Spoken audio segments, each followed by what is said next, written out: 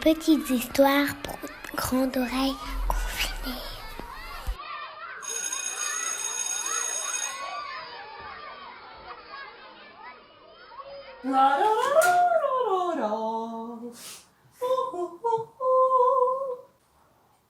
Quoi? Une histoire? Oh non, Lee! Demande à Père Castor.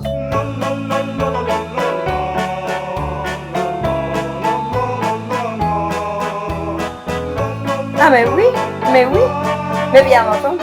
Ah bah ouais, c'est exactement ce que je lui ai dit aussi. Ah oui. Quoi? Oh oui, une histoire. Bon, attends, je dois te laisser une histoire. Bon, qu'est-ce qu'on... J'ai celui-là. Peut-être un peu grand. Celui-là, non. Déjà lu. Je n'aime pas. Lequel? Ah, ici, celui-là. Ah. Allez, allez, hein. Viens.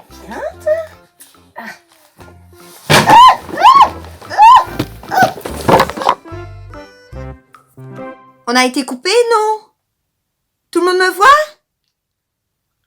Est-ce que tout le monde me voit? Oh, je ne vous entends pas. Est-ce que la caméra n'est pas un peu près là pour lire? Vous ne me voyez pas bien, hein, si? Ah, je ne sais pas utiliser ces trucs. Ah, là. Là, c'est mieux, non? F, R, F, K, R. Tu comprends quelque chose, toi? Issu, hi. C'est compliqué. Et, u, tout, et u. Hein? Ah! Ah!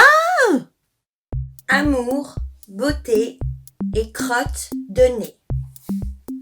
Il était une fois le pays des crottes de nez. Dans ce pays vivait Magali. Laisse-moi te la présenter. Magali. Magali était une jolie boulette toute ronde et pleine de vie. Elle vivait avec 2 compagnons très mignons, Léon, le mini papillon, et Tony, le lombric arc-en-ciel. Léon et Tony. Magali cultivait 2 passions. La première, c'était la chips. Elle adorait les chips et elle les fabriquait elle-même. Des chips de pommes de terre, tu t'en doutes, mais aussi de carottes, de betteraves, de radis, de champis, de salami et de camembert aussi. Des chips croustillantes, des molles et des fondantes. Sa deuxième passion était la coiffure.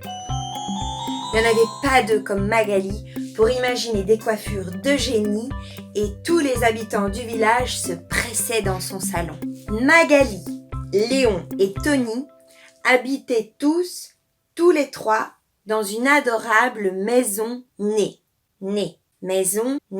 dans un village rempli de maisons-nées. Une maison-née, 2 maisons-nées, 3 maisons-nées. Enfin, t'as compris quoi. Un jour, Magali reçut une invitation. Et pas n'importe laquelle. Grand concours, chère Magali, nous organisons le concours de la plus belle coiffure.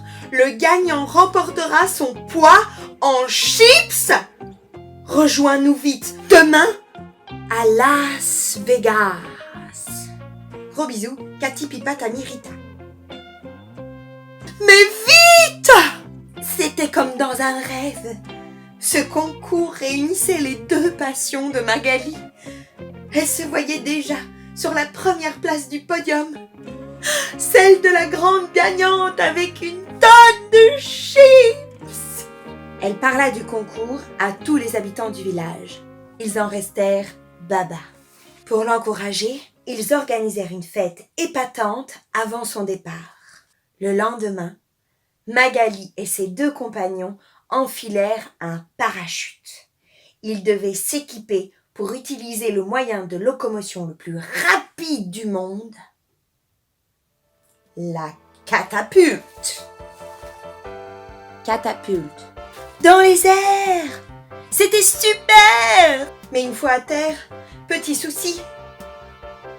Il ne reconnaissait rien du tout. Oh zut, zut! Il n'avait pas atterri à Las Vegas comme prévu, mais où se trouvait-il? Ils commencèrent à explorer les environs. Ils n'étaient pas très rassurés. Soudain, des petites créatures hirsutes surgirent des buissons. Elles avaient l'air franchement menaçantes. « Nous sommes la tribu des boulettes de pied et vous êtes sur notre territoire. Vous êtes maintenant nos prisonniers. » Attends, fais une pause.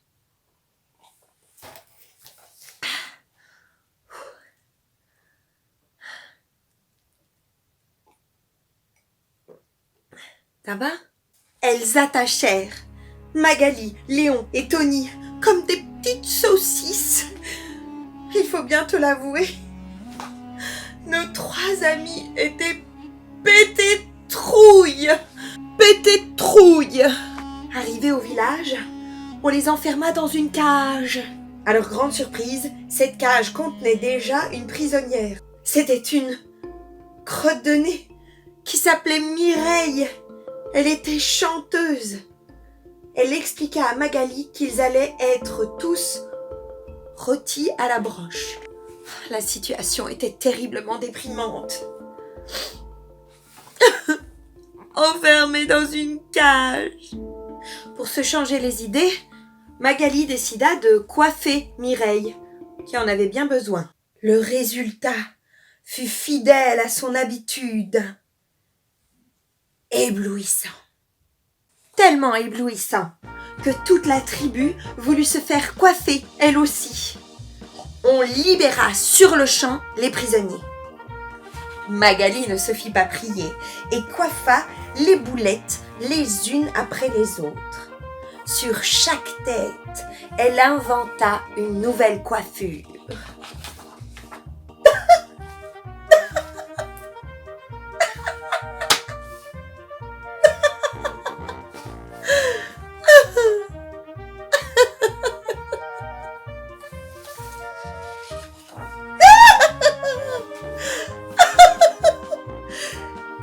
Nouvelle coiffure. À la fin, elle tombait d'épuisement. Mais toute la tribu était aux anges. Les boulettes s'admiraient et se complimentaient. Gros succès. Du côté de Magali et Mireille, il faut te signaler un événement capital. Tu l'as peut-être remarqué, depuis leur rencontre, Magali et Mireille étaient tombées gravement amoureuses. Gravement amoureuses. Elles ne pouvaient plus se quitter et profitaient de chaque instant passé ensemble. Au bout d'un moment, Magali eut envie d'emmener Mireille dans son village pour lui présenter tous ses amis. Magali promit aux boulettes de pied qu'elle reviendrait s'occuper de leurs cheveux. Puis vint le moment des au revoir. Magali, Mireille, Léon et Tony enfilèrent leurs parachutes et prirent un moyen de transport aussi rapide que la catapulte, le lance-pierre. Dans les airs, Magali réalisa qu'elle avait complètement zappé le concours. Elle ne rentrait pas avec son poids en chips, certes, mais avec l'amour de Mireille, ce qui était incomparablement plus précieux. Une fois au sol, mince, encore un souci! Il ne reconnaissait rien de rien. Il n'était pas au village des crottes de nez. Mais où avait-il donc encore atterri? Où? Où? Mais où? Soudain, sans crier gare, un groupe de créatures souriantes apparut devant eux. Welcome! Hola! Bienvenue! Nous sommes la tribu des cacahuètes! C'est la fin du livre. Mais pas de l'aventure pour Magali. Tu as deviné pourquoi, n'est-ce pas? Tu as deviné? Tu as deviné pourquoi, n'est-ce pas? Tu as deviné pourquoi? Deviné? Parce que les cacahuètes étaient affreusement mal coiffées, bien sûr!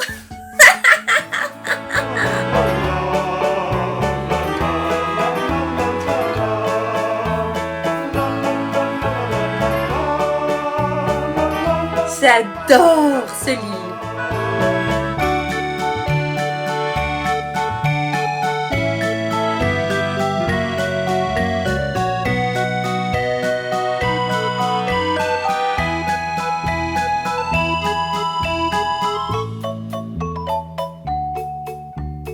Magali! Magali! Mireille! Oh! Mireille! Venez dire bonjour! Et sinon, pour être sûr de bien dormir et de faire des beaux rêves, écoutez, Boucle ne veut pas dormir, les contes mélangés de Vincent Malone.